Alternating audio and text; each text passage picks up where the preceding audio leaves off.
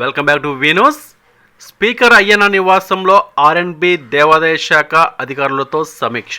గత ప్రభుత్వం హయాంలో నాసిరకంగా నిర్మాణం చేసిన కాంట్రాక్టర్లపై ఇంతవరకు ఎందుకు చర్యలు తీసుకోలేదంటూ స్పీకర్ అయ్యన్న పాత్రుడు ఆర్ఎండ్బి అధికారులను ప్రశ్నించారు. నిబంధనల విరుద్ధంగా నిర్మాణం చేసిన రోడ్లు వ్యవహారంపై తన నివాసంలో ఆయన సమీక్ష నిర్వహించారు. ఈ సందర్భంగా ఆయన మాట్లాడుతూ నర్సీపట్నం నుంచి కేడిపేట వెళ్లే మార్గంలో ఆరిలో పరిధిలో ఉన్న రోడ్డును వెడల్పు చేసేందుకు అటవీ శాఖ అనుమతి ఇచ్చినా దానికి అనుగుణంగా పనులు ఎందుకు నిర్వహించలేదంటూ నిలదీశారు. అదేవిధంగా ఆ మార్గంలో అవసరమైన చోట కల్వర్ట్లను ఏర్పాటు చేయకుండా రహదారి పనులు ముందస్తుగా ఎందుకు నిర్మాణం చేశారని అన్నారు. ఈ పనులకు సంబంధించి విజిలెన్స్ అధికారులు పరిశీలన చేసి 40 రోజులవుతున్నా నాసిరక నిర్మాణం చేసిన బాధ్యులపై ఎటువంటి చర్యలు తీసుకున్నారో వివరించాలని నిలదీశారు. మరో 10 రోజుల్లో బాధ్యులపై తగు చర్యలు తీసుకోవాలని స్పీకర్ ఆదేశించారు. అదేవిధంగా నర్సీపట్నం మున్సిపాలిటీ మెయిన్ రోడ్ పనులు ఏ నిబంధనలకు అనుగుణంగా మున్సిపల్ నిధులతో నిర్మాణం చేశారని అధికారులను నిలదీశారు. ఆర్ఎండ్బి ఆస్తులు కాపాడుకోవాల్సిన బాధ్యత అధికారులకు లేదా అంటూ ప్రశ్నించారు. దీంతో పాటు ప్రధానంగా నర్సీపట్నంలోని పెద్ద చెరువు ట్యాంక్ బండ్ నిర్మాణాన్ని మరలా పునఃప్రారంభించేందుకు ఎటువంటి చర్యలు తీసుకోవాలో నివేదిక సిద్ధం చేయాలని అన్నారు.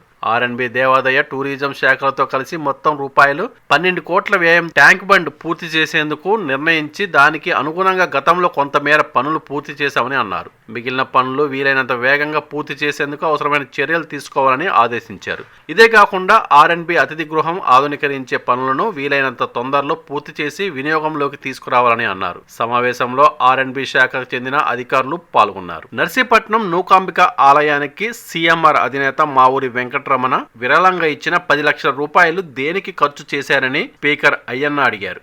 విరాళం డబ్బులు ఎండోమెంట్ వారికి చేరలేదని చెప్పిన డిఈ కేవీ కృష్ణ దేవాదాయ శాఖ తెలియకుండా 10 లక్షల రూపాయలు ఎక్కడికి వెళ్లాయని ప్రశ్నించారు.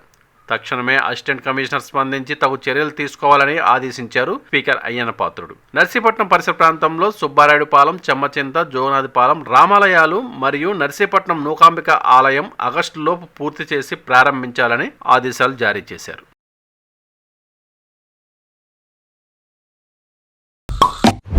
నిరంతర వార్తా సమాచారం కోసం మా వీన్యూస్ ఛానల్ సబ్స్క్రైబ్ చేయండి.